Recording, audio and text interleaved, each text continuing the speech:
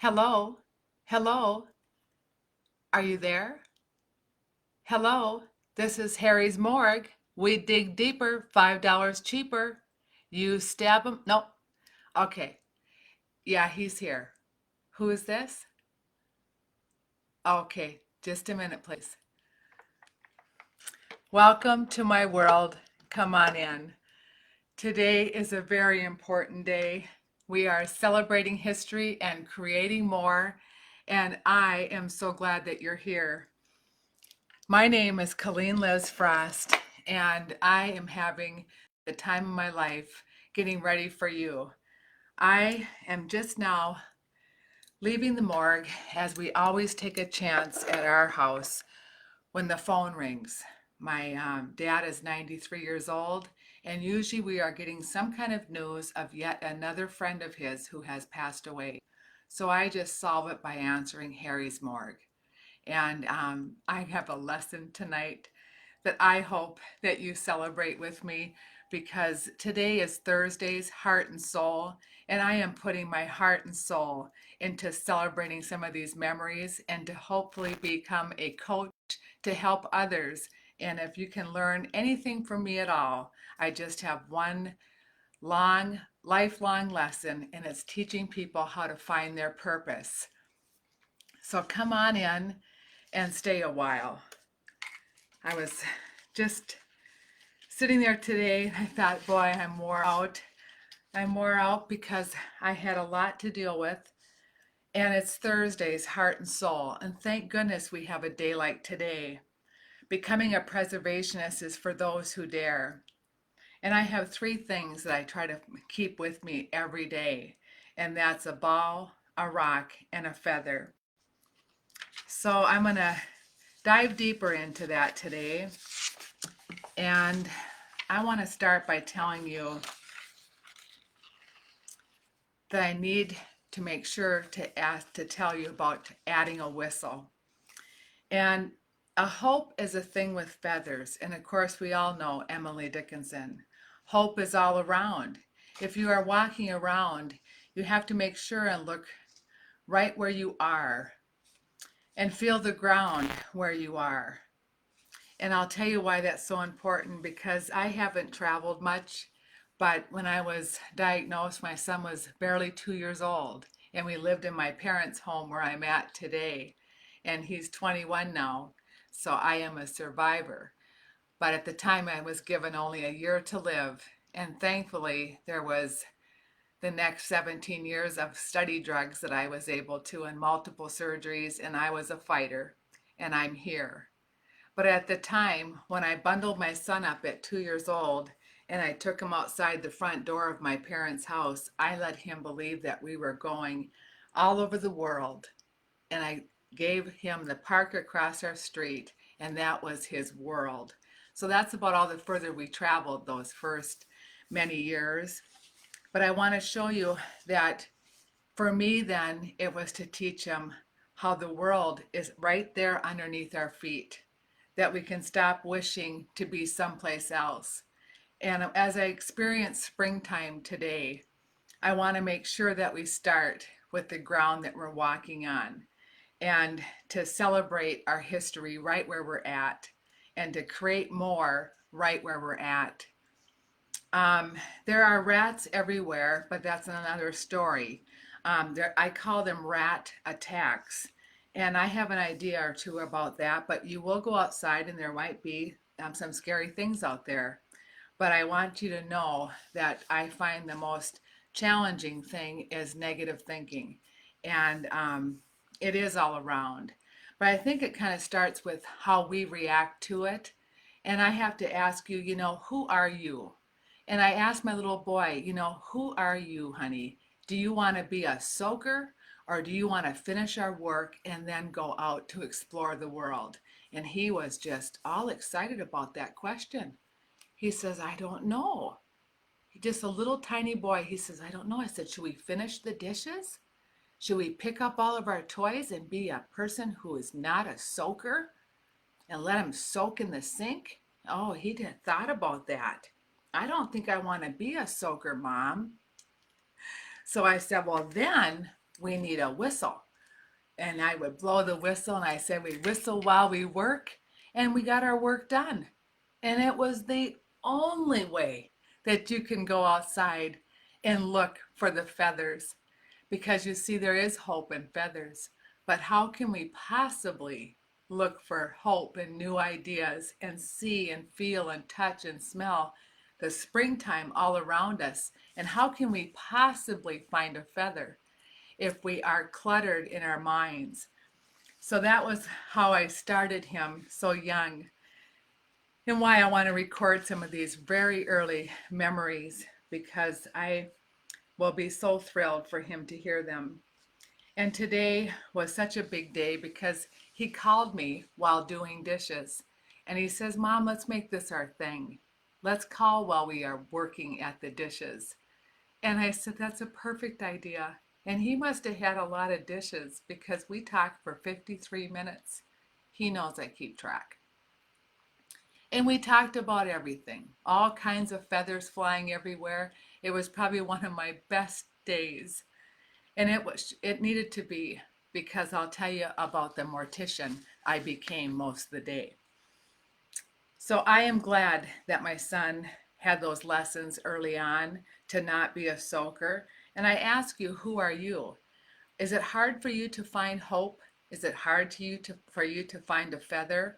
Because I know some of these days are very challenging. And every time we log on to this Facebook.com, it is one sad story after another.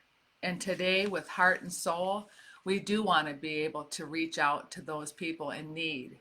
And that's very important. And we have to have a good spirit in order to do that.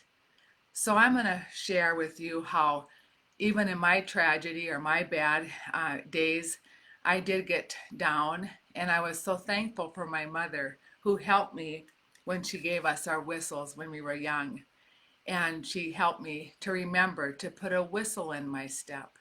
She says, honey girl, you're only with people 5, maybe 10 minutes at the most. Do you want to repeat your ailments in the cloudy day? Or do you want to try to think of 3 good things that happened so far today?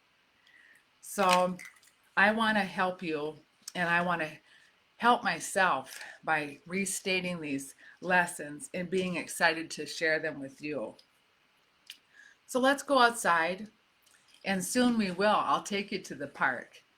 And if you have yourselves talking like I think I did many times throughout my younger life, especially when I was living while trying to live, I would say coulda, shoulda, woulda. And when I take you for a walk in the park, I will share with you how important it is to start a list of who you are and who you are not. We walked on purpose, my son and I. We walked in peace. We left our home in order. Our work was caught up. It was our time to find hope. And who am I? Finish our work, then we found hope. We had a whistle in our step, and he used all his senses. He would taste and touch and feel and smell and hear, and then it would happen. Something interesting. He'd say, Mom, he'd have his own whistle. He says, Mom, over here. And I would run over there, and of course I would have my little pouch. He would have his pouch. He would bend down.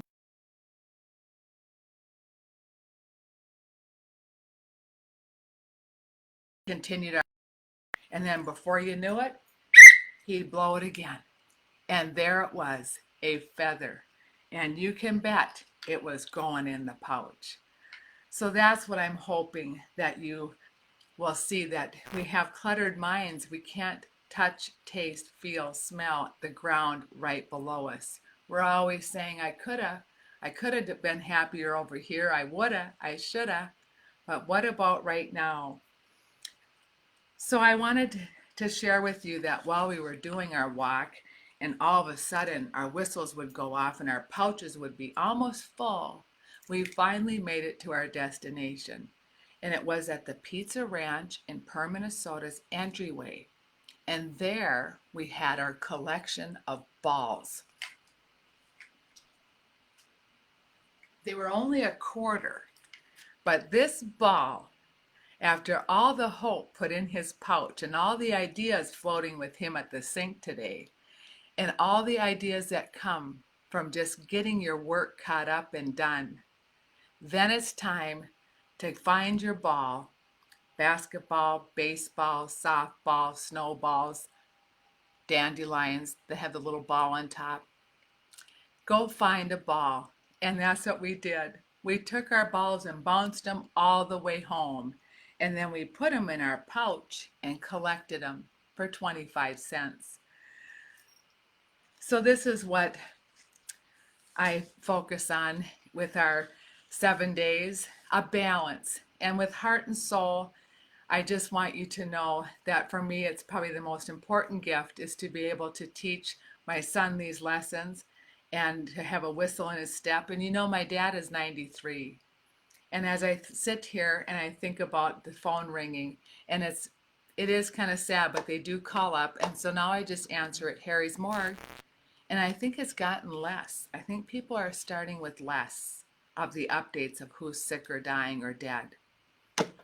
And I think it's more helpful if I start with what's happened good today and catch them off guard. But disregard all of the above if you are back at home and consider yourself a soaker. I want you to really think about change here. Think about, do you soak your dishes and then do them in the morning? Because how can you have an imagination knowing that you've left something undone?